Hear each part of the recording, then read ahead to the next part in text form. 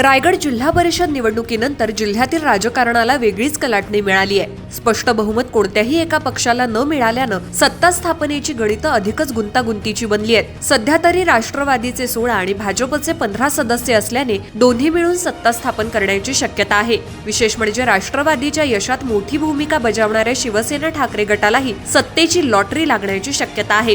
कारण भाजप राष्ट्रवादी सोबत ठाकरेंचे काही शिलेदारही गोवा पर्यटनाला गेल्याची माहिती आहे। भाजप, राष्ट्रवादी आणि शिवसेना शिंदे गट हे 3 राजकीय पक्ष राज्य आणि देशात सत्तेत आहेत। मात्र रायगड जिल्हा परिषदेच्या निवडणुकीत तिन्ही पक्ष स्थानिक सोयीनुसार निवडणूक लढले होते। काही ठिकाणी राष्ट्रवादी आणि शिंदे गटानं ठाकरे सेनेलाही सोबत घेऊन निवडणुका लढल्या। यापैकी कर्जत, खालापूर मध्ये राष्ट्रवादीला मोठं यश मिळालं, तर नागोठणे आणि सुधागड मध्ये शिंदे गटाला याचा फायदा झाला। जिल्ह्यात शिंदे गटानं सर्वाधिक 21 जागा तर राष्ट्रवादीनं 16 जागांवर विजय मिळवला। भाजपनं 15 जागा जिंकून सत्तेची चावी आपल्याकडे घेतली। दक्षिणेतील युती राष्ट्रवादीच्या पथ्यावर पडली आणि या दोघांचे सूत जुळले। यानंतर दोन्ही पक्षाचे सदस्य थेट गोव्याला मनोमिलन करण्यासाठी गेले। त्यांच्यासोबत शिवसेना ठाकरे गटाचेही काही सदस्य असल्याची माहिती पुढे येत आहे। त्यामुळे भाजप राष्ट्रवादी सोबत ठाकरे गट देखील जिल्हा परिषदेत सत्तेत सहभागी होईल अशी चर्चा आहे। शिवसेनेनं सर्वाधिक जागा मिळवल्या असल्या तरी राष्ट्रवादीच्या स्थानिक नेतृत्वाशी असलेले मतभेद सत्ता स्थापनेआड येत असल्याची चर्चा आहे।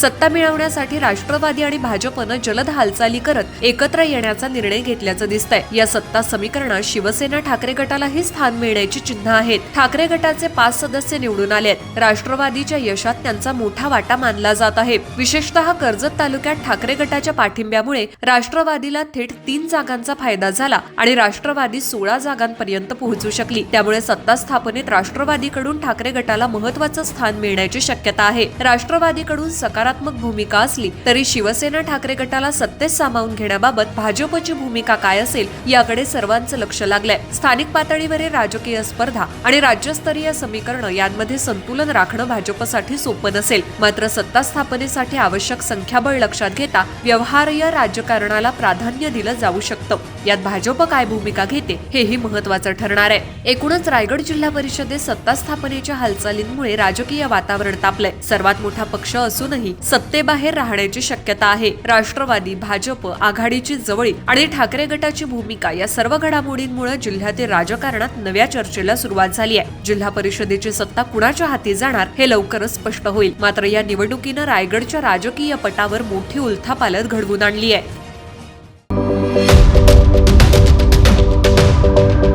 YouTube वर सुद्धा रायगड टाइम्स सर्च करा आणि पहा रायगडच्या कानाकोपऱ्यातील प्रत्येक बित्तम बातमी। आणि हो, लगेच सबस्क्राईब बटनवर क्लिक करायला विसरू नका।